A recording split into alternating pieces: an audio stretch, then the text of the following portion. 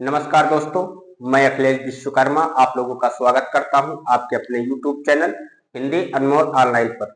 दोस्तों, जो आज हमारा टॉपिक है वो है भाषा विज्ञान।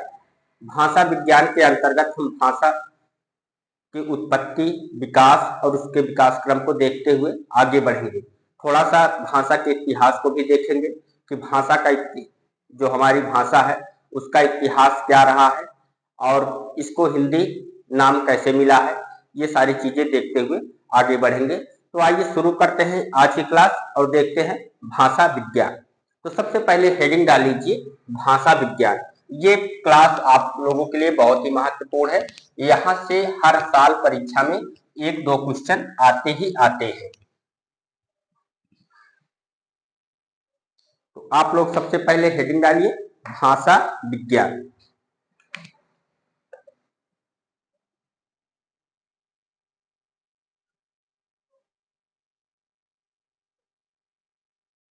भाषा विज्ञान। भाषा एक अलग शब्द है और विज्ञान एक अलग शब्द है। दोनों के योग से ही बना है भाषा विज्ञान। ठीक, तो चलिए अब पहले देखते हैं भाषा शब्द किससे बना है और विज्ञान शब्द किससे बना है। तो सबसे पहले लिखिए भाषा विज्ञान। भाषा विज्ञान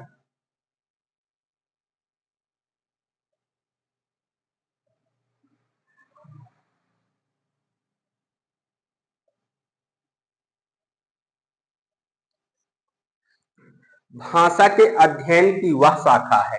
भाषा विज्ञान भाषा के अध्ययन की वह शाखा है।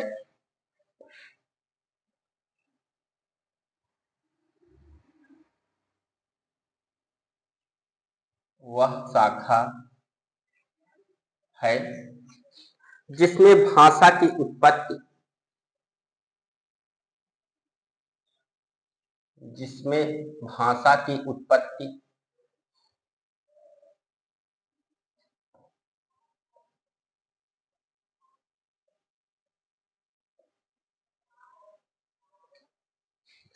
भाषा विज्ञान भाषा अध्ययन की वह शाखा है जिसमें भाषा की उत्पत्ति,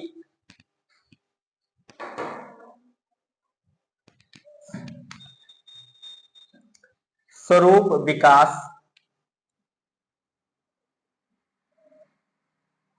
स्वरूप, विकास आदि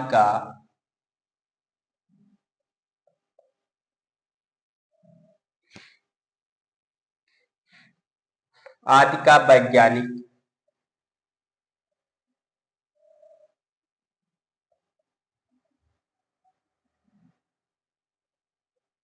भाषा विज्ञान भाषा के अध्ययन की वह शाखा है जिसमें भाषा की उत्पत्ति, स्वरूप, विकास आदि का वैज्ञानिक एवं विश्लेषणात्मक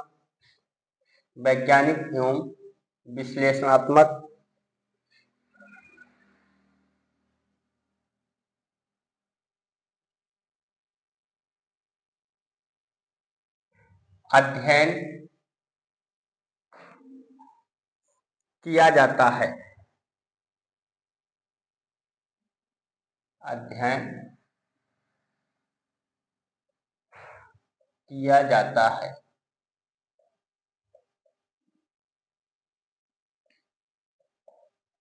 भाषा विज्ञान किसे कहते हैं तो आप लोग बता सकते हैं कि भाषा विज्ञान भाषा के अध्ययन की वह शाखा है जिसमें भाषा की उत्पत्ति, स्वरूप, विकास आदि का वैज्ञानिक विश्लेषणात्मक अध्ययन किया जाता है।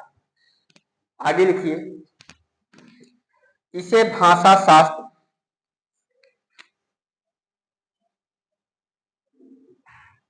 इसे भाषा शास्त्र,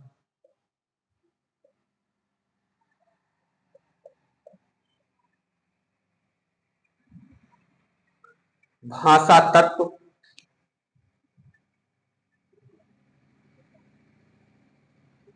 भाषा तत्व, भाषा विज्ञान,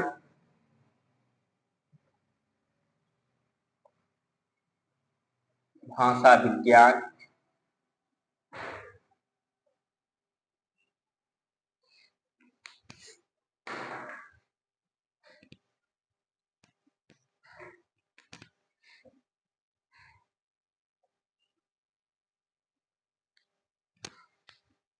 तुलनात्मक भाषा विज्ञान, तुलनात्मक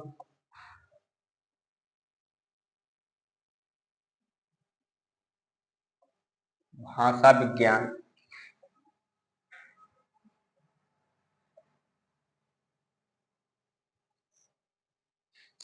आदि नाम दिया गया, आदि नाम दिया गया।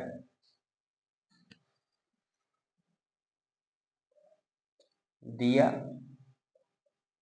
गया इसे भाषा शास्त्र, भाषा तत्व, भाषा विज्ञान, तुलनात्मक भाषा विज्ञान आदि नाम दिया गया और सर्व प्रचलित नाम,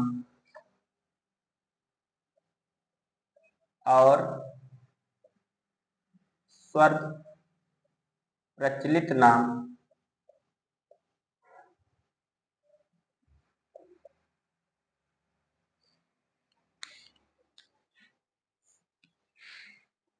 भाषा विज्ञान है।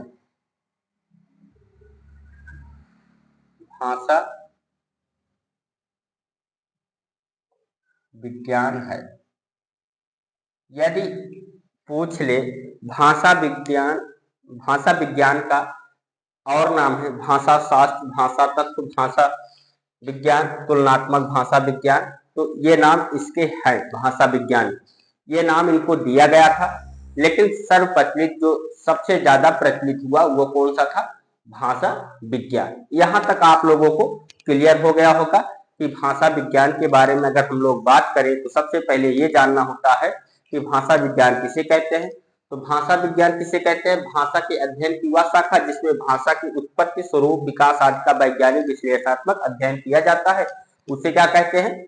भाषा विज्ञान कहते हैं। इसके और भी नाम है, यदि आपसे पूछे इसके और भी नाम है, जी बिल्कुल और नाम है। इसे भाषा शास्त्र, भाषा तत्व, भाषा विज्ञान, तुलनात्मक भाषा विज्ञान आदि नाम दिया गया, जिसमें से सबसे ज्यादा प्रचलित नाम क्या है? भाषा विज्ञान। अब आइए आगे बढ़ते हैं। भाषा विज्ञान दो शब्दों के योग से बना है। भाषा विज्ञान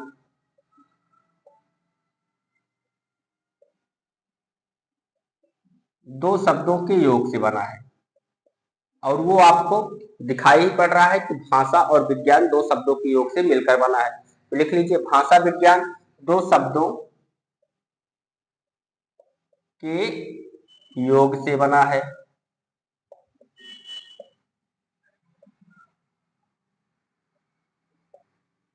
योग से बना है।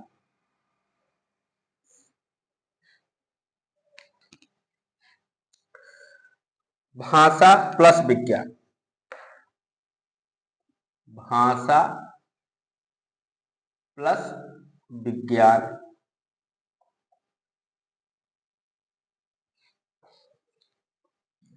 भाषा शब्द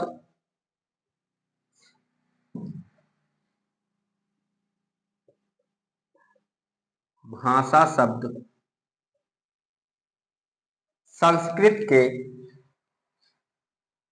भाषा शब्द संस्कृत के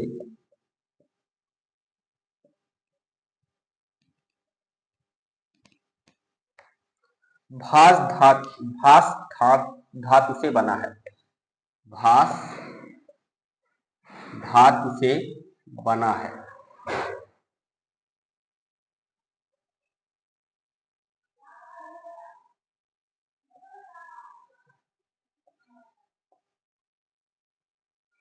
ये तो हो गया भाषा शब्द कैसे बना है। जिसका अर्थ होता है, जिसका अर्थ है, जिसका अर्थ है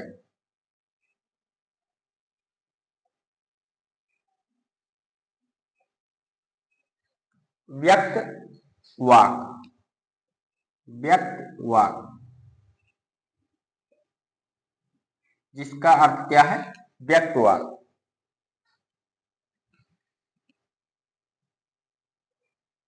अर्थात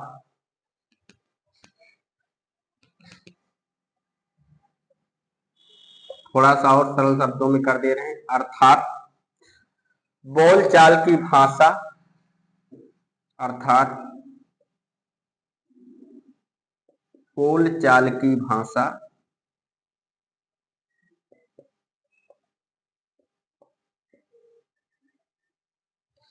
या बोली, या बोली। ठीक, अब आपको समझ में आ गया होगा। भाषा शब्द संस्कृत के भाष धातु से बना है, जिसका अर्थ है व्यक्तवाद। अगर आपसे पूछ ले भाषा का अर्थ क्या है, व्यक्तवाद ही भाषा का अर्थ है।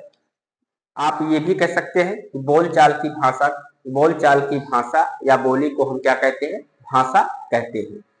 अब आइए देखते हैं विज्ञान। विज्ञान शब्द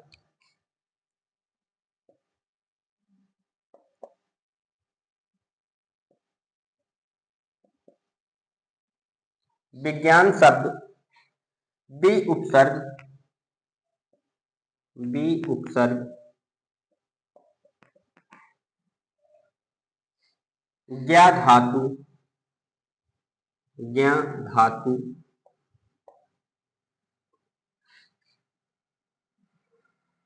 ल्यूट,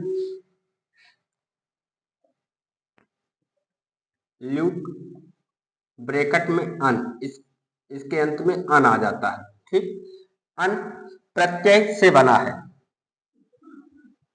प्रत्यय से बना है। विज्ञान शब्द बी उपसर्ग ज्ञा धातु लुट प्रत्यय या आप अन प्रत्यय से बना है कह सकते हैं, जिसका अर्थ है विशेष ज्ञान, जिसका अर्थ है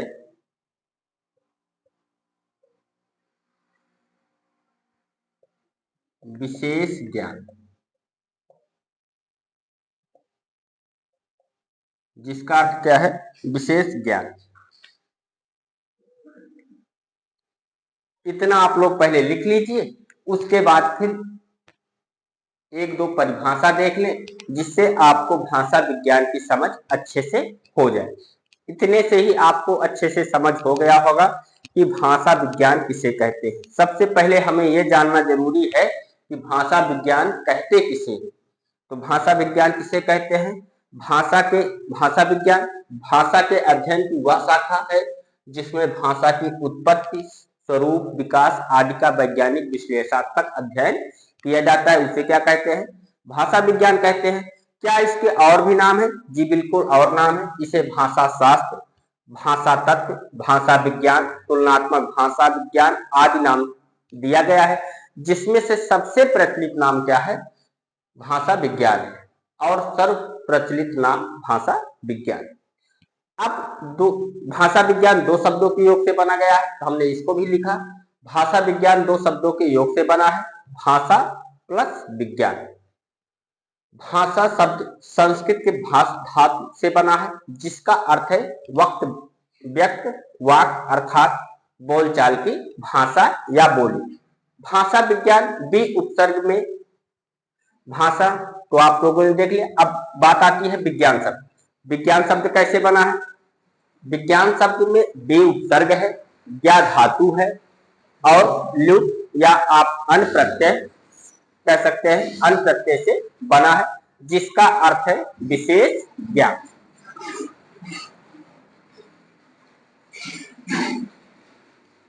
चलिए आप लोग इसको लिख लीजिए, उसके बाद फिर आगे बढ़ेंगे और देखेंगे हम लोग।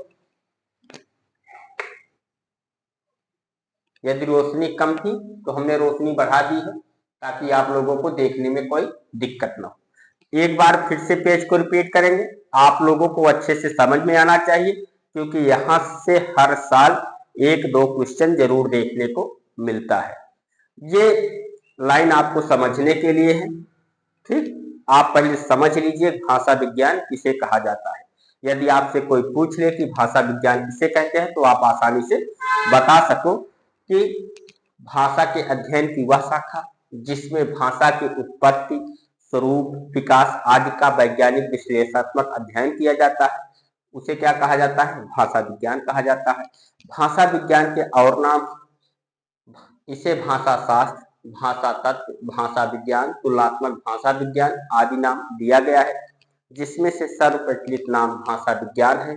भाषा विज्ञान दो शब्दों के योग से बना है। पहला शब्द है भाषा और दूसरा शब्द है विज्ञान। तो भाषा शब्द संस्कृत के भाष धातु से बना है, जिसका अर्थ होता है व्यक्त, वाक, अर्थात बोलचाल की भाषा या आप बोली भी कह सकते हो। दूसरा शब्द विज्ञान है, जिसमें बी उपसर्ग लगा है, ज्ञा धातु है और ल्यू या आप अन प्रत्यय कह सकते हैं, अन प्रत्यय के योग से बना है, जिसका अर्थ होता है विशेष ज्ञान।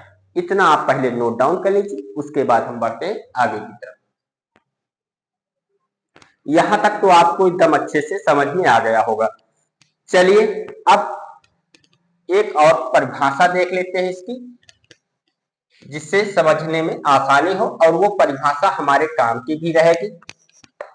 उन परिभाषाओं को भी परीक्षा में पूछा गया है, तो वो परिभाषा देखेंगे जो परीक्षा में पूछी गई है।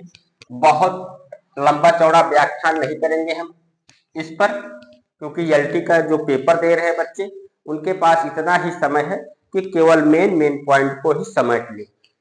अभी इसके बाद भी दोबारा हम भाषा विज्ञान एक बार और पढ़ाएंगे, उसमें आपको बहुत ही विस्तृत रूप से बताने का प्रयास करेंगे। ठीक, अभी आप लोग केवल मुख्य मुख्य बातों को समेट करके अपनी परीक्षा दीजिए, जिससे आपकी परीक्षा क्लियर हो जाए। चलिए अब देखते हैं परिभाषा।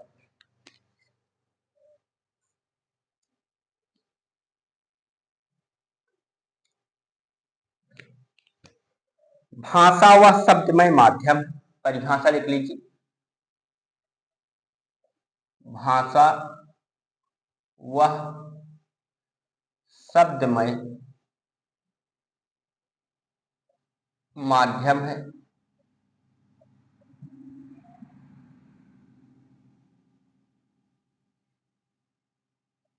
भाषा वह शब्दमय माध्यम है जिसके द्वारा मनुष्य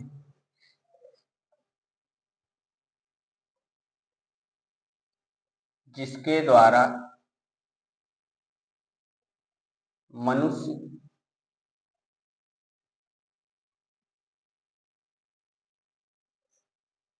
अपने विचार दूसरों पर भली भांति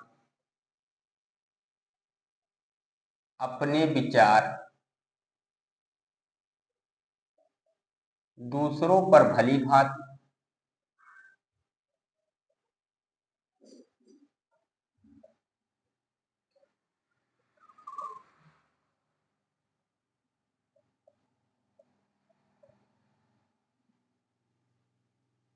अपने विचार दूसरों पर भली भांति प्रकट कर सकता है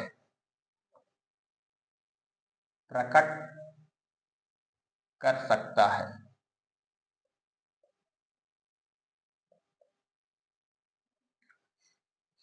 भाषा वह शब्दमय माध्यम है जिसके द्वारा मनुष्य अपने विचार दूसरों पर भली भांति प्रकट कर सकता है।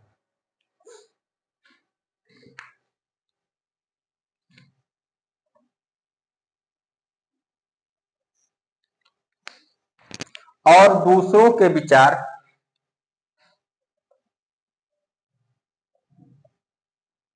और दूसरों के विचार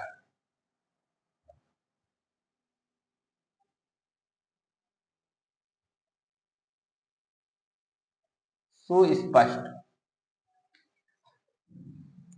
सुस्पष्टता सुस्पष्टतया कर दीजिए, सुस्पष्टतया समझ सकता है समझ सकता है।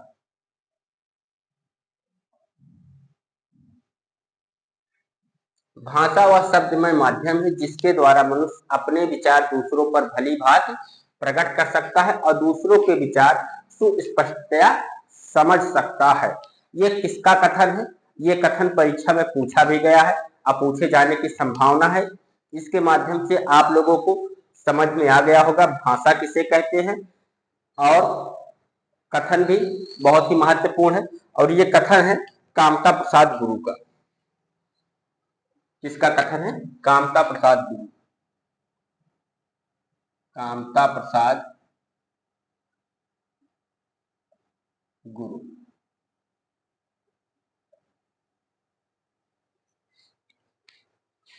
भाषा के बारे में अगर आपसे पूछे कि भाषा किसे कहते हैं, भाषा वह शब्दमय माध्यम है जिसके द्वारा मनुष्य अपने विचार दूसरों पर भली भांति प्रकट कर सकता है और दूसरों के विचार को स्पष्टतया समझ सकता है। इसे क्या कहते हैं? भाषा कहते हैं। और ये किसका मानना है? कामता प्रसाद गुरु का मानना है। चलिए एक परिभाषा और देख लेते हैं, ज्यादा परिभाषा हम लोग नहीं देखेंगे। जिन ध्वनि चिन्हों द्वारा, लिखिए, जिन ध्वनि चिन्हों द्वारा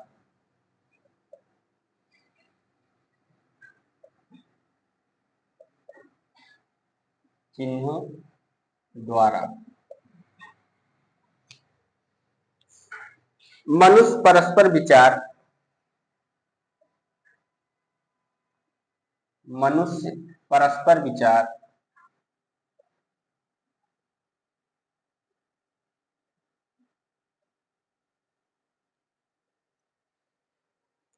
विनिमय करता है। विनिमय करता है।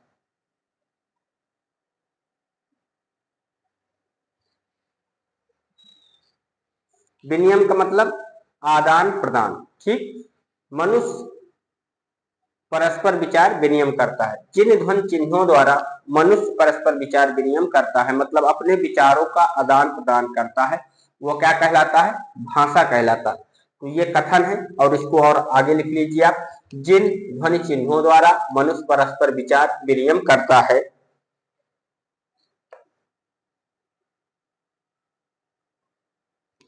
उसको समस्त रूप में उसको समस्त रूप में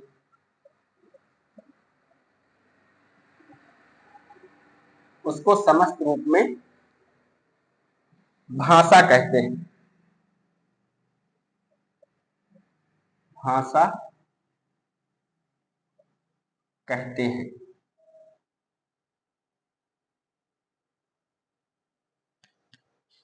परिभाषा क्या है? जिन ध्वनि चिन्हों द्वारा मनुष्य परस्पर विचार विनिमय करता है, उसको समस्त रूप में भाषा कहते हैं। और ये कथन किसका है? बाबूराम सक्सेना। किसका कथन है? बाबूराम सक्सेना।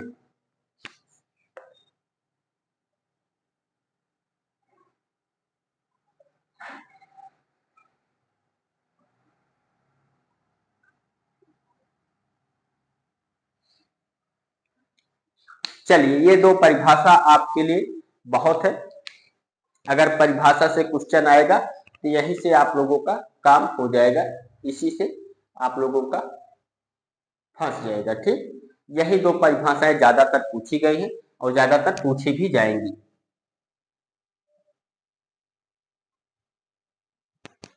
भाषा वह शब्दमय माध्यम है जिसके द्वारा मनुष्य अपने विचार दूसरों पर भली भांति प्रकट कर सकता है और दूसरों के विचार को स्पष्टतया समझ सकता है। ये किसका कथन है? कामता प्रसाद गुरु का। दूसरा कथन क्या है? जिन ध्वनि चिन्हों द्वारा मनुष्य परस्पर विचार विनिमय करता है, उसको समस्त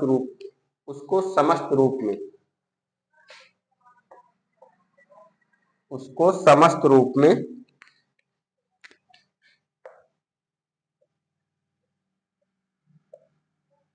भाषा कहते हैं। और ये किसका कथन है? बाबूराम सक्सेना। चलिए पहले आप अपना नोट डाउन कर लीजिए, फिर आगे बढ़ते हैं। हो गया दोस्तों। अब हेडिंग डाल लीजिए, हिंदी भाषा का संक्षिप्त परिचय। थोड़ा सा परिचय ले ले हम लोग हिंदी भाषा का, कि ये कहां से आई और इसका नामकरण किसने किया, ये थोड़ी सी बात हो जाए इस पर। तो अब हेडिंग डाल लीजिए, हिंदी भाषा का संक्षिप्त परिचय।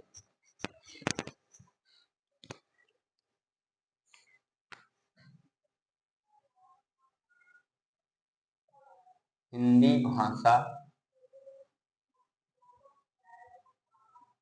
हिंदी भाषा का संक्षिप्त परिचय।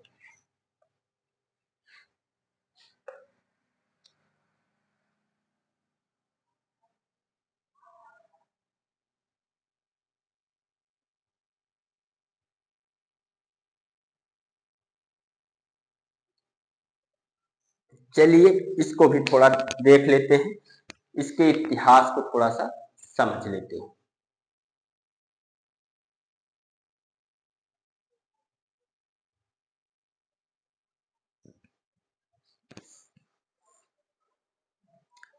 हिंदी भाषा का जन्म, लिखिए, हिंदी भाषा का जन्म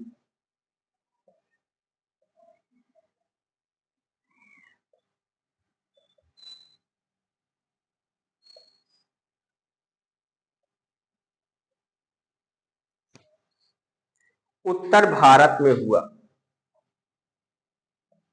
हिंदी भाषा का जन्म उत्तर भारत में हुआ।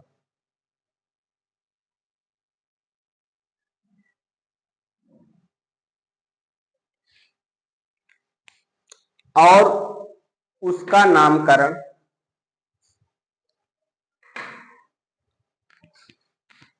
और उसका नामकरण नामकरण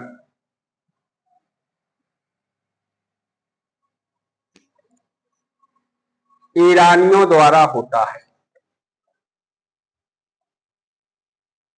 ईरानियों द्वारा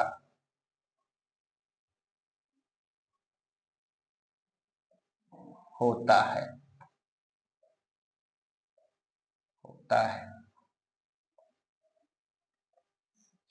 मतलब भाषा का जन्म कहाँ हुआ, भारत में, उत्तर भारत में भाषा का जन्म हो रहा है। और नामकरण कौन कर रहा है, पड़ोसी देश। जैसे अपने यहाँ कहा जाए कि बच्चा अपने यहाँ पैदा हो रहा है और नाम पड़ोसी रख रहा है, वही दशा है इस हिंदी की। ठीक, जन्म कहाँ हुआ इसका, उत्तर भारत में, और नाम कौन दे रहा है, ईरान के लोग। ठीक, आइए और देखते हैं आगे क्या होता है। यह बात कुछ ऐसी है, यह बात कुछ ऐसी है,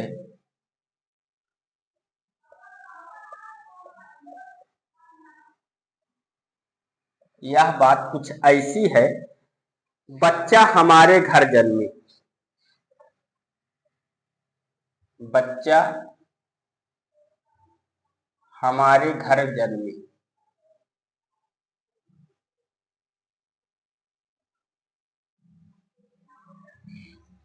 यह बात कुछ ऐसी है, बच्चा हमारे घर जन्मे और नामकरण पड़ोसी करे, और नामकरण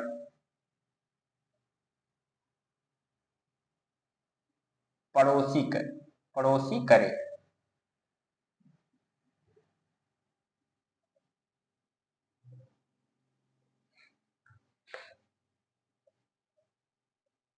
तो ये नाम किसने दिया हिंदी को, ये नाम दिया ईरान वालों ने। ठीक, जन्म कहाँ हुआ, उत्तर भारत में, इसीलिए यहाँ पर लिखवाया गया है कि यह बात कुछ ऐसी है, बच्चा हमारे घर जन्मे और नामकरण पड़ोसी करे।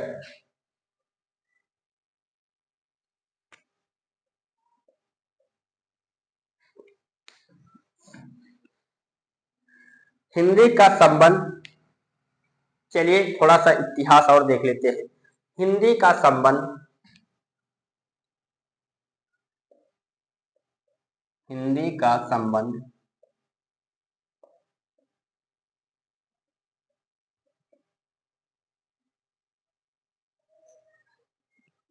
सिंधु से माना जाता है? सिंधु से माना जाता है। और सिंधु क्या है? एक नदी है। ठीक, हिंदी का संबंध सिंधु से माना जाता है। सिंधु नदी को कहते हैं, सिंधु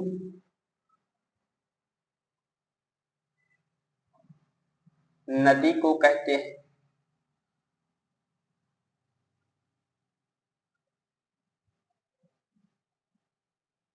सिंधु किसको कहते हैं? नदी को। हिंदी का संबंध कहां से है? सिंधु से माना जाता है। और सिंधु किसे कहते हैं? नदी को। अब आगे और देखिए, उसी के आधार पर,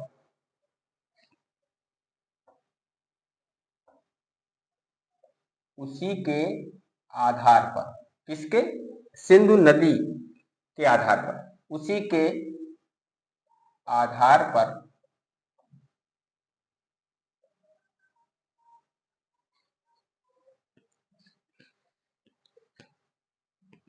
उसके आसपास की भूमि,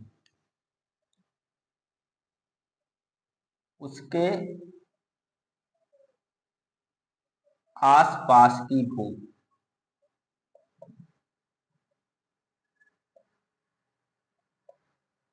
आसपास की भूमि हिंदू कहलाने लगा। हिंदू कहलाने लगा।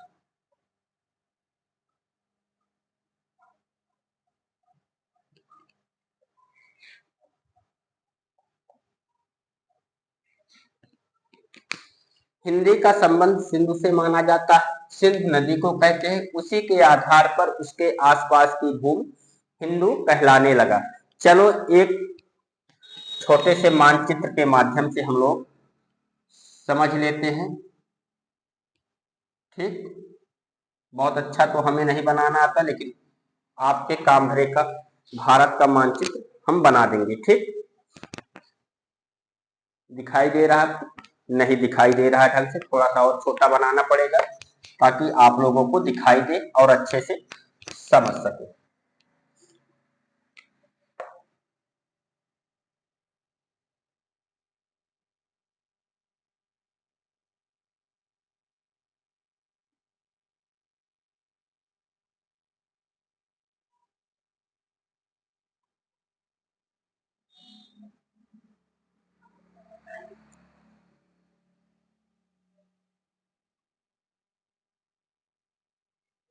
अब दिखाई दे रहा होगा।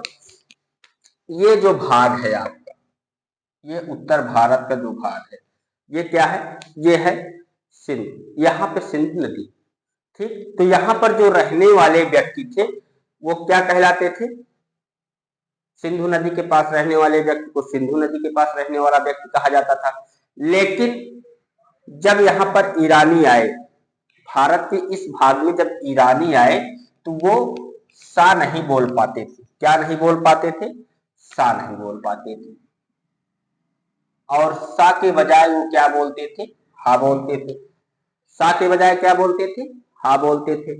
और धा नहीं बोल पाते थे। धा को क्या बोलते थे? दा बोलते थे। ठीक, अब आप सा के बजाय हा को रख दीजिए और धा के बजाय दा को रख दीजिए, तो आपको समझ में आ जाएगा कि सिंधु से हिंदू कैसे बन गया। अब ये रहा शब्द सिंधु, ये रहा हमारा शब्द सिंधु। अब इसको हम सा के बजाय हा लगा देंगे और धा के बजाय दा लगा देंगे, तो ये कौन सा शब्द बन गया? हिंदू। तो ऐसे ही सिंधु से हिंदू कहलाने लगे। और कौन व्यक्ति कहलाने लगे? जो उस नदी के आसपास रहा करते थे, उनको क्या कहा जाने लगा? हिंदू कहा जाने लगा। ठीक, यहां तक तो आप लोग समझ गए होंगे कि सिंधु से हिंदू कैसे बना।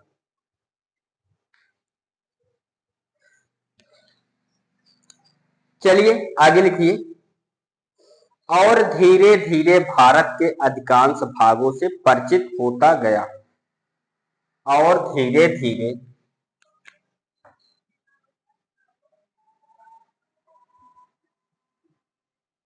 और धीरे धीरे भारत के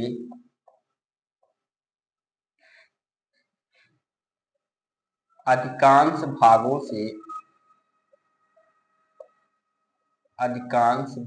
से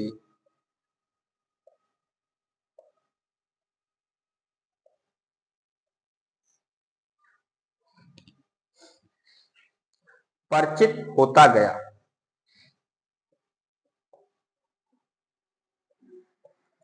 परिचित होता गया। अब हम लोग सिंधु पर थे, सिंधु नदी। अब वहां से हम लोग कहाँ पहुंच गए हैं? हिंदू पर पहुंच गए। सिंधु से हिंदू कैसे बना, आप लोगों को पता ही है। अब आइए देखते हैं हिंदी कैसे बना। ठीक, परिचित होता गया और इस शब्द के अर्थ में विस्तार होता गया। और इस शब्द के अर्थ में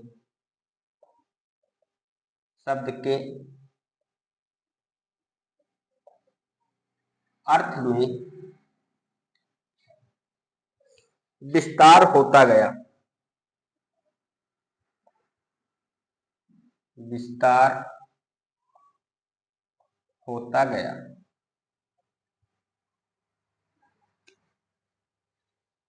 तथा हिंद शब्द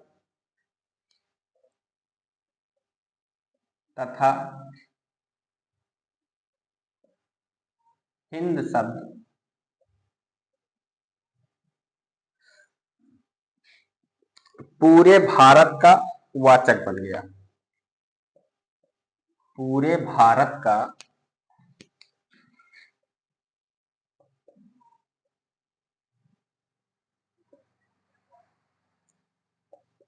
वाचक बन गया। मतलब कि अब पूरे भारत को क्या कहा जाने लगा? हिंदू कहने जाने लगा। एक बार इतने पेज को हम लोग रिपीट कर लेते हैं ताकि जो आप लोगों को भ्रमित हो रहा है वो सब दूर हो जाए। एक बार इसको फिर से देख लेते हैं। ठीक, हिंदी भाषा का जन्म उत्तर भारत में हुआ। मानचित्र में हमने आपको दिखाया कि उत्तर भारत में कहाँ उसका जन्म हुआ। और नामकरण किसने किया? ईरानियों ने किया। अगर आपसे ये पूछ लिया जाए कि हिंदू नाम किसने दिया है, तो किसने दिया? ईरानियों ने दिया। सिंध को हिंदू कहने लगे। अगर केवल शब्द आ जाए हिंदू, तो वो कहां से लिया गया है? फारसी शब्द है। ठीक है, ये भी ध्यान रखना है आप लोगों को। चलिए पहले इसको रिपीट करते हैं। हिंदी भाषा का जन्म उत्तर भारत में हुआ और नामकरण किसने दिया? ईरानियों द्वारा होता है। यह बात कुछ ऐसी है, बच्चा हमारे घर जन्मे और नामकरण पड़ोसी करे। हिंदी का संबंध सिंधु से माना जाता है। सिंधु नदी को कहते हैं। उसी के आधार पर उसके आसपास भूमि हिंदू कहलाने लगा और धीरे धीरे भारत के अधिकांश भाग से परिचित होता गया और इस शब्द के अर्थ में विस्तार होता गया तथा हिंद शब्द पूरे भारत का वाचक बन गया। यहां तक आप लोगों ने समझ लिया होगा। आइए आगे बढ़ते हैं। हिंद शब्द में ईरानी का एक प्रत्यय लगने से, आगे लिखिए, हिंद शब्द में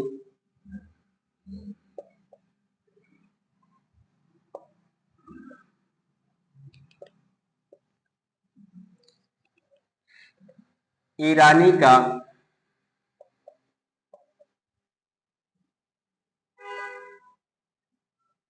एक प्रत्यय लगने से, एक प्रत्यय लगने से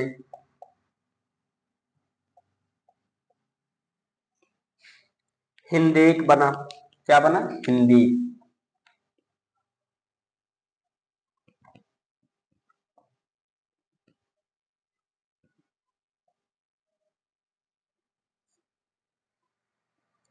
कालांतर में अंतिम व्यंजन, कालांतर में अंतिम व्यंजन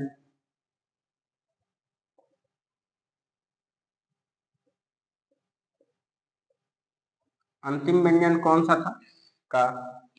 ठीक, हिंदी में अंतिम व्यंजन कौन सा है? का है दोस्तों। कालांतर में अंतिम व्यंजन लुप्त हो गया, लुप्त हो गया।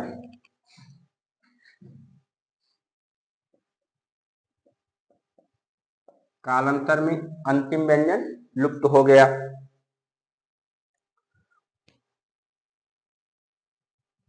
और हिंदी शब्द का, और हिंदी शब्द, और हिंदी शब्द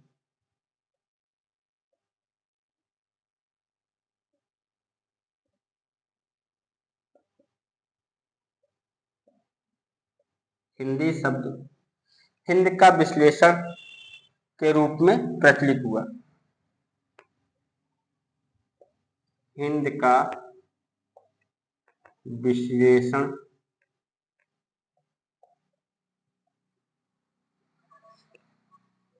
के रूप में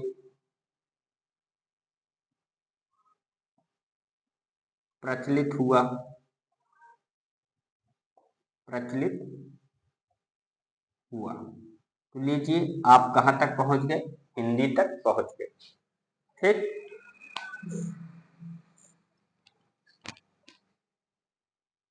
चलिए थोड़ा सा पहले इतना लिख लेते हैं, उसके बाद फिर अगले पेज पर और चर्चा करते हैं।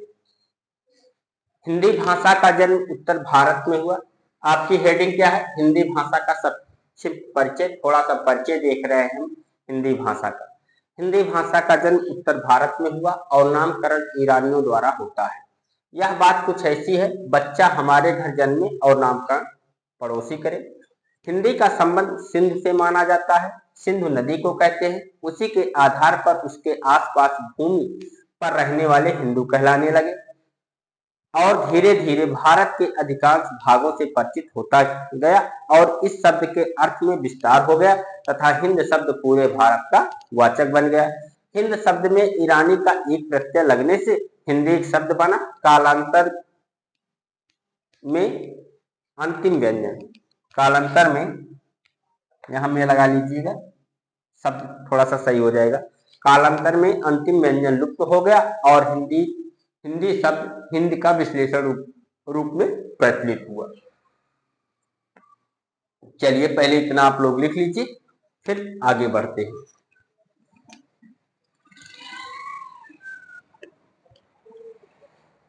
लिख लिया? अब और आगे आइए, देखते हैं थोड़ा सा हिंदी के बारे में। और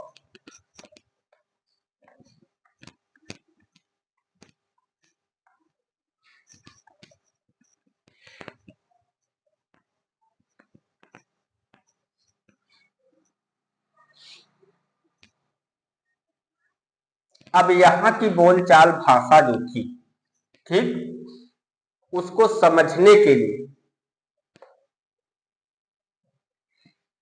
ईरान के लोगों ने उसको समझने के लिए अपना एक विद्वान भेजा था, जाइए और वहां की भाषा का, जो वहां के प्रसिद्ध पुस्तकें हैं उनका अनुवाद करके लाइए ताकि हमारे यहाँ के लोग भी वहां के रहने वालों की भाषा को समझ सके।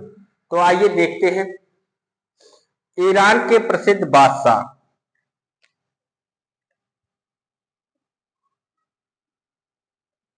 ईरान के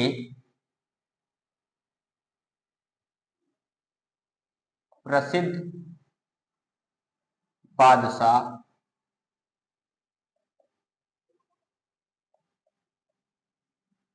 ईरान के प्रसिद्ध बादशाह, क्या नाम था बादशाह का? नौशेरवां।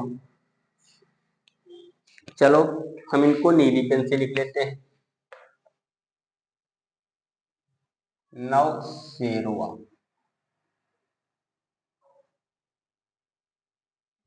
नौशेरवा। और इनका समय क्या था?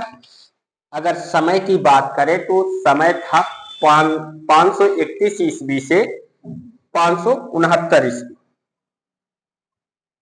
चलिए इसका समय भी पूछ सकता है तो इसका समय भी हम लोग लिख लेते हैं, ईस्वी से 579 ईस्वी तक। ये रहा इसका समय।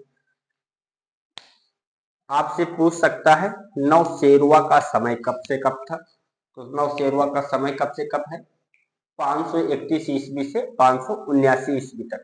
देखो क्वेश्चन यहाँ से आ सकता है, आप लोग इसको इग्नोर मत कीजिएगा कि कहानी की तरह सुन करके आप इसको हटा दीजिए, ऐसा मत करिएगा। क्वेश्चन यहाँ से बन सकता है कि ईरान के किस बादशाह ने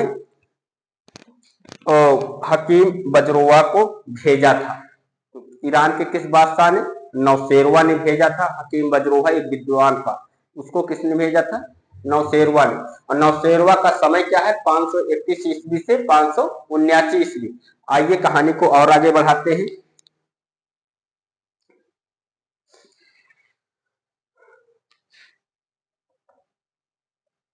ने किसको भेजा था?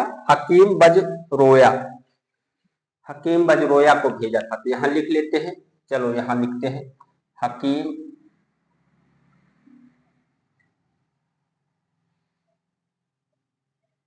बजरोया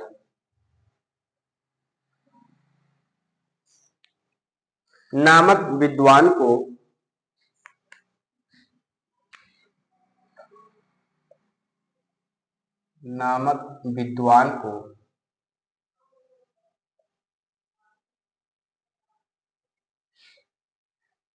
पंचतंत्र का अनुवाद करने के लिए, पंचतंत्र का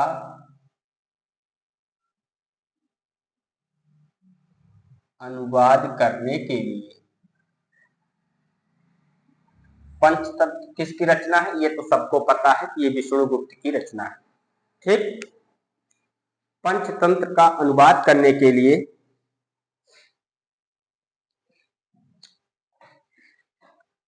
भारत भेजा था, के लिए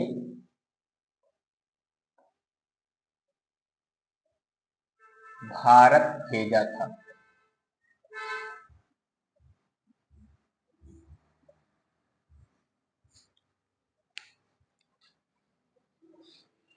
ईरान के प्रसिद्ध बादशाह नौशेरवा, ठीक, हकीम बजरोया नामक विद्वान को पंचतंत्र का अनुवाद करने के लिए भारत भेजा था।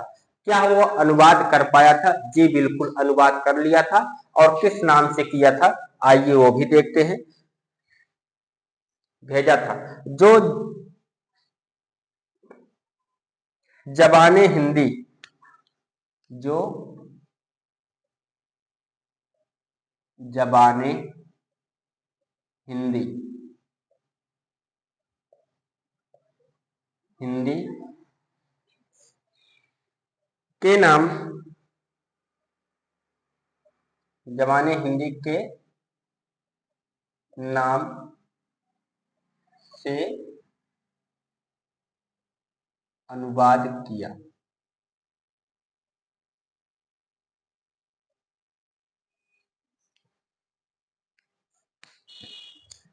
जबाने हिंदी का अर्थ है, जबाने हिंदी का अर्थ है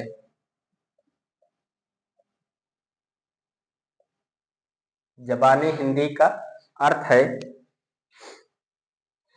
हिंद में रहने वालों की भाषा। अर्थ है हिंद में रहने वालों की भाषा की भाषा। जबाने हिंदी का अर्थ है हिंद में रहने वालों की भाषा। इसके बाद अब आइए हम चलते हैं 13वीं शताब्दी में। 13वीं सदी में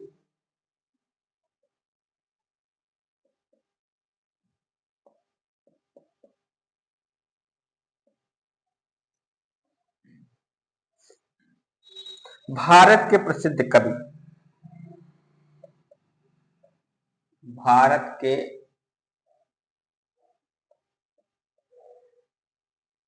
प्रसिद्ध कवि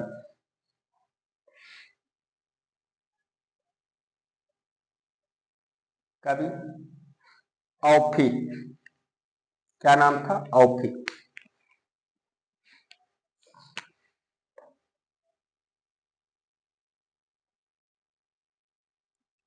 औफी। समय क्या था? 1228 ईस्वी। 1228 ईस्वी ने सर्वप्रथम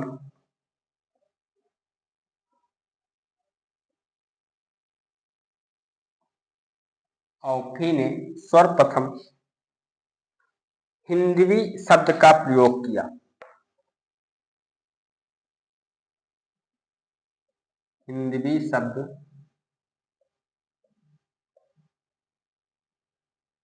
का प्रयोग किया।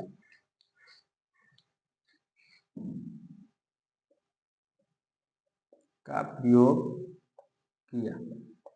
कुछ बच्चों के मन में डाउट उत्पन्न हो गया होगा कि सर जी ने सबसे पहले बताया था कि हिंदवी का प्रयोग अमीर खुसरो ने किया, अब यहाँ पर औफी बता रहे हैं।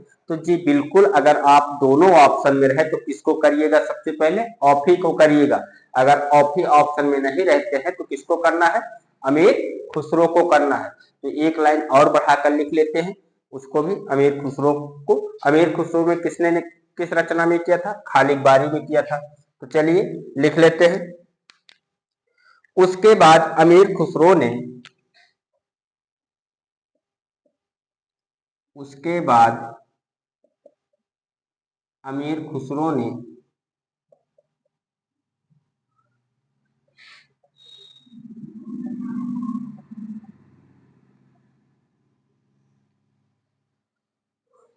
खालिद बारी में इनकी रचना का नाम खालिद बारी।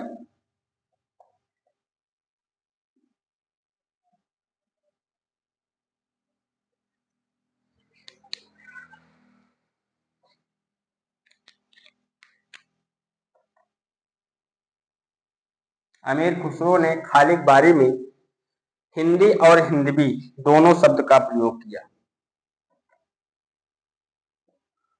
हिंदी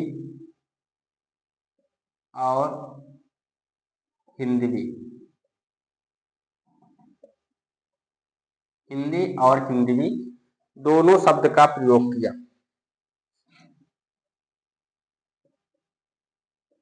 दोनों शब्द का प्रयोग किया। चलिए अब आप लोगों का डाउट क्लियर हो गया होगा कि अगर दोनों ऑप्शन में रहता है तो सबसे पहले किसको करना है? सबसे पहले औफी को करना है। अगर औफी ऑप्शन में नहीं रहते हैं तो किसका नाम लेना है? अमीर खुसरो का नाम लेना है। ठीक। अब हिंदी को हिंदुस्तानी कब से कहा जाने लगा? जब भारत अंग्रेज आए तो हिंदी को क्या कहने लगे? हिंदुस्तानी कहने लगे। एक लाइन ये भी आप लोग लिख लीजिए।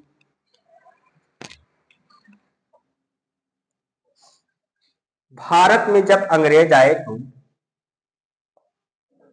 भारत में जब अंग्रेज आए तो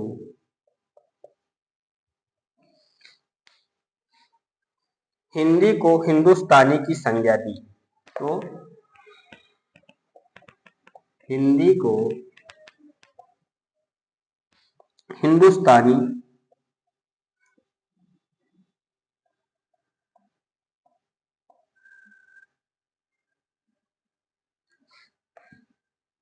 की संज्ञा दी।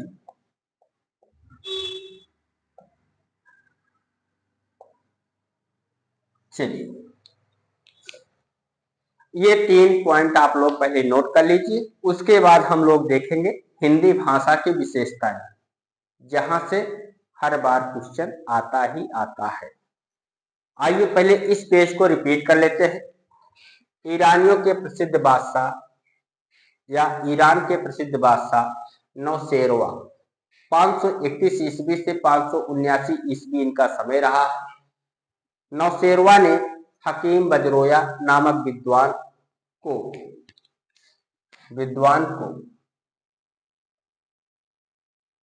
पंचतंत्र का अनुवाद करने के लिए भारत भेजा था, जो जबाने हिंदी के नाम से अनुवाद किया। किस नाम से हिंदी का अनुवाद किया था? जबाने हिंदी के नाम से अनुवाद किया था। और किसने किया था? हकीम बजरोया ने किया था। जबाने हिंदी का अर्थ क्या है? हिंद में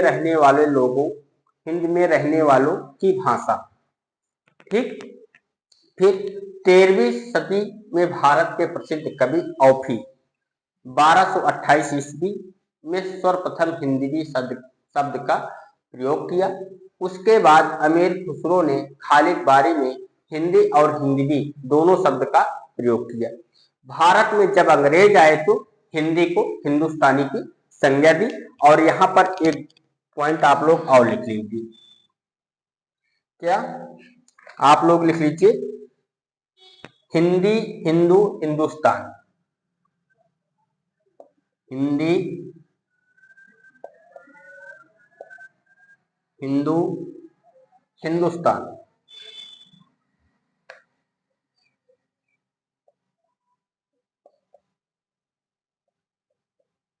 हिंदुस्तान, ये तीनों शब्द यदि आ जाए और आपसे पूछ ले ये कैसा शब्द है, तो ये तीनों शब्द फारसी शब्द हैं। तो लिख लीजिए, अगर आपसे पूछे हिंदी कैसा शब्द है, तो ये फारसी शब्द है। और हिंदू भी कैसा शब्द है? फारसी शब्द है। और हिंदुस्तान भी कैसा शब्द है? फारसी शब्द है। कई बार परीक्षा में पूछा गया है कि हिंदुस्तान कैसा शब्द है, तो आप लोगों को पता होना चाहिए कि हिंदुस्तान कैसा शब्द है, ये फारसी शब्द है। तो लिख लीजिए, फारसी शब्द है। फारसी शब्द है। चलिए, पहले इतना आप लोग लिख लीजिए। उसके बाद फिर आगे बढ़ते हैं। फिर देखते हैं हिंदी भाषा की विशेषताएं।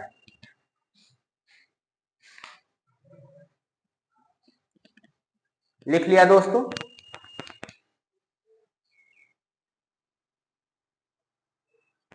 इतना आप लोगों ने लिख लिया? चलो, अब हम देखते हैं हिंदी भाषा की विशेषताएं।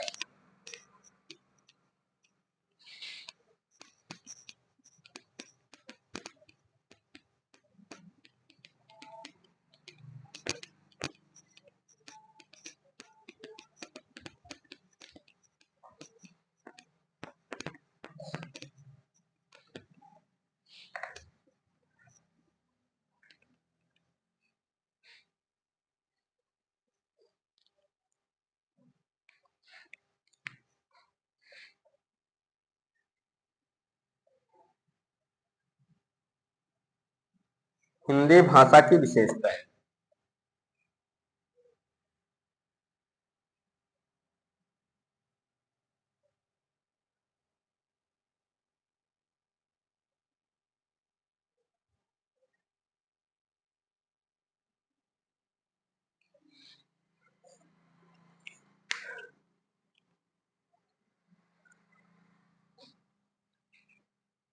सबसे पहले ये बात आप लोग जान लीजिए, भाषा पैतृक संपत्ति नहीं होती। ठीक। भाषा कैसी संपत्ति होती है? अर्जित की जाती है, उसे प्राप्त की जाती है, न कि विरासत में मिलती है। ठीक। भाषा कैसी संपत्ति है? अर्जित की जाती है, सीखी जाती है। ये पैतृक संपत्ति नहीं होती कि अगर आपके पिता उर्दू बोलते हैं तो आप भी उर्दू बोलोगे, ऐसा कुछ निश्चित नहीं है। क्योंकि भाषा को सीखा जाता है, ना कि लिया जाता है। तो लिख लीजिए, सबसे पहला पॉइंट तो यही महत्वपूर्ण है, भाषा अर्जित संपत्ति है। भाषा अर्जित संपत्ति।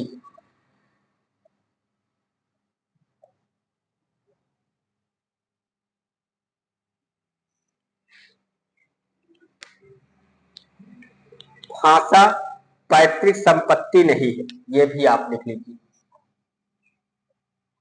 भाषा पैतृक संपत्ति नहीं है।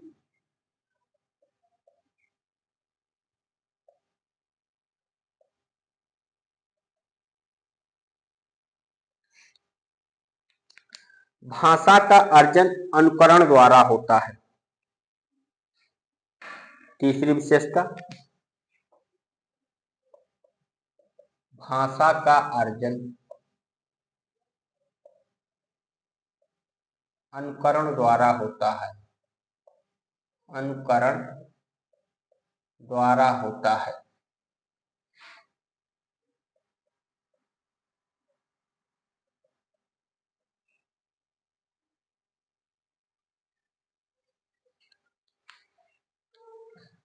भाषा सामाजिक संपत्ति है। भाषा सामाजिक संपत्ति है।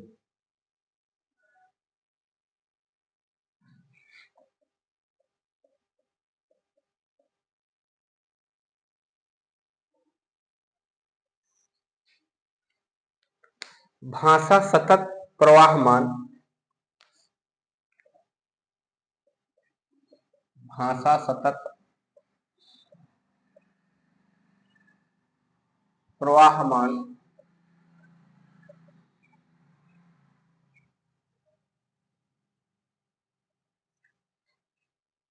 सहज और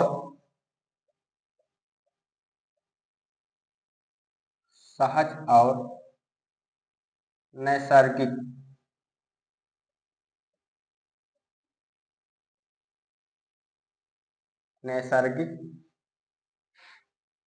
होता है। नैसर्गिक का मतलब प्राकृतिक, कुदरती या स्वाभाविक आप कह सकते हैं।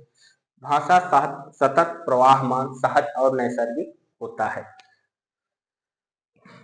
भाषा की प्रवृत्ति।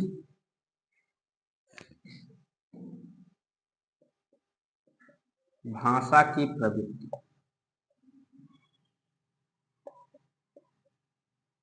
भाषा की प्रवृत्ति जटिलता से सरलता की ओर होती है। जटिलता से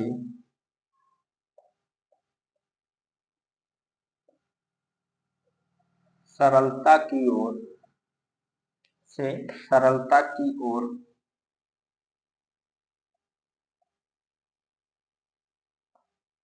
होती है। भाषा की प्रवृत्ति जटिलता से सरलता की ओर होती है। पहले हमें कठिनाई होती है का बनाने में, खा बनाने में। जब हम का और खा बनाने लगते हैं तो शब्द आसानी से बनने लगता है। और जब हम बोलते हैं तो हम बड़े बड़े शब्दों को बोल तो लेते हैं, लेकिन लिखने में हमें दिक्कत होती है। इसीलिए कहा जाता है कि भाषा जटिलता से सरलता की ओर होती है। भाषा संयोग अवस्था से वियोग अवस्था की ओर जाती है। भाषा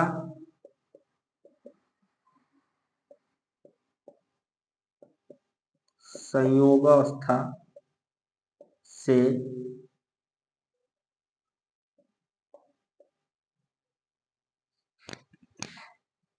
वियोग अवस्था। अब ये कैसे होता है? पहले हम कोई शब्द लिखते हैं, जैसे ये देखो हमने का लिखा। अब ये क्या है? संयोगावस्था में पहले हम इसको सीख लेते हैं आसानी से, लेकिन जब हम थोड़े से और जानने लगते हैं तो हमें क्या पता चलता है कि ये इसमें आ भी छुपा हुआ है। तो क्या हुआ? संयोगावस्था से वियोगावस्था की ओर जाते हैं। पहले का धन आज नहीं सीखते, हम पहले का सीखते हैं, उसके बाद का धन आ सीखते हैं। तो संयोगावस्था से किस तरफ जाते हैं? वियोगावस्था की ओर, वियोगावस्था की ओर जाती है।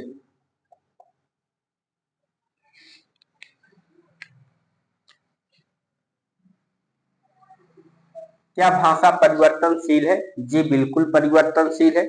तभी हम लोग कहां से कहां पहुंच गए? संस्कृत से पाली, पाली से प्राकृत, प्राकृत से अपभ्रंश, अपभ्रंश से अवहट, अवहट से हिंदी, यहां तक आ गए। बिना परिवर्तन के तो आए नहीं। इसका मतलब है भाषा परिवर्तनशील है। तो ये भी विशेषता इसकी रहेगी, भाषा परिवर्तनशील है। भाषा परिवर्तनशील है, परिवर्तनशील है। भाषा क्या है? परिवर्तनशील है। आपसे ये पूछे, क्या सभी भाषाओं की बनावट एक जैसी होती है? अंग्रेजी की बनावट, हिंदी की बनावट, सबकी संरचना एक जैसी होती है? जी नहीं, बिल्कुल नहीं। सबकी अपनी अपनी अलग अलग बनावट होती है। तो हिंदी भाषा की भी एक विशेषता रहेगी कि इसकी भी बनावट पृथक होती है। ये भी लिख लीजिए आप लोग। प्रत्येक भाषा की संरचना, प्रत्येक भाषा की संरचना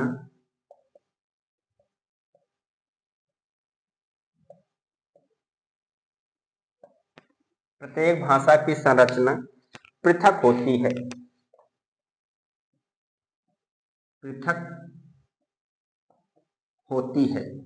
जी कैसे पृथक होती है? यदि हिंदी की बात करें तो हिंदी में आ इस तरह लिखते हैं और अंग्रेजी में आ इस तरह लिखते हैं। ठीक, उर्दू में हमको आता नहीं, उर्दू में भी आ अलग तरह से लिखते हैं। तो यहाँ पर प्रत्येक भाषा की संरचना जो होती है वो पृथक होती है। ये भी ध्यान रखना है आप लोगों को। चलिए, ये रही हिंदी भाषा की विशेषताएं। आइए एक बार इसको रिपीट कर लेते हैं, आप लोग समझ लीजिए। इस पेज पर हम क्या देख रहे हैं? हिंदी भाषा की विशेषताओं को देख रहे हैं। भाषा अर्जित संपत्ति है। जी बिल्कुल। भाषा पैतृक संपत्ति नहीं है। जी बिल्कुल, भाषा पैतृक संपत्ति नहीं है, क्योंकि अगर मेरे पिताजी को 10 भाषाएं बोलनी आती है तो जरूरी नहीं मुझे भी 10 भाषाएं बोलनी आएगी। हो सकता है मुझे 8 ही भाषा बोलनी आए या 7 ही आ जाए। तो ये पैतृक संपत्ति नहीं है। कोई अपने पिता से किसी भी भाषा को प्राप्त नहीं कर सकता। भाषा को कैसे प्राप्त किया जाता है? भाषा का अर्जन अनुकरण द्वारा होता है। मतलब भाषा को कैसे ग्रहण किया जाता है? उसका अर्जन किया जाता है, उसको सीखा जाता है। भाषा सामाजिक संपत्ति है। जी बिल्कुल, भाषा समाज की संपत्ति है। समाज में भाषा बोली जाती है और वो भाषा एक दूसरे से आदान प्रदान की जाती है, तो इसलिए वो सामाजिक संपत्ति रही। भाषा सतत प्रवाहमान, सहज और नैसर्गिक होता है। जी बिल्कुल, भाषा सतत प्रवाह मतलब निरंतर चलती रहती है, सहज होती है, सरल भी होती है, नैसर्गिक होती है और क्या होता है? स्वाभाविक, कुदरती भी होता है या प्राकृतिक भी होता है। भाषा की प्रवृत्ति जटिलता से सरलता की ओर होती है। बिल्कुल, भाषा में हम पहले का सीखते हैं, उसके बाद का धन आ सीखते हैं कि हलंत लगा करके इसमें से आ निकाला जा सकता है। भाषा संयोगावस्था से वियोगावस्था की ओर जाती है। बिल्कुल, पहले भाषा जुड़ी रहती है। कोई भी शब्द है जिसे राम, तो पहले हम राम सीखते हैं, ये इसका संयोग है। राम क्या है? इसका संयोग है। अब इसको वियोग अवस्था में करेंगे तो इसको तोड़ेंगे, रा धन आ, फिर धन मा, ये हमारा क्या बनेगा? राम बनेगा। हम इसको बाद में सीखते हैं। भाषा कैसी अवस्था में चलती है? पहले संयोग अवस्था में रहती है, इसके बाद वियोगावस्था की ओर जाती है। भाषा परिवर्तनशील है। जी बिल्कुल। कैसे पता? संस्कृत से हिंदी में के बीच में बहुत सी भाषाओं का परिवर्तन हुआ, जैसे प्राकृत, पाली, अपभ्रंश, अवहट, तो वो परिवर्तनशील है, ये आप लोगों को भी पता है। प्रत्येक भाषा की संरचना पृथक होती है। जी बिल्कुल अलग होती है, क्योंकि हिंदी की लिखावट अलग है और अंग्रेजी की लिखावट अलग है, उर्दू की लिखावट अलग है, तो सबकी अपनी अलग अलग संरचना है, ये आप लोग जानते हैं।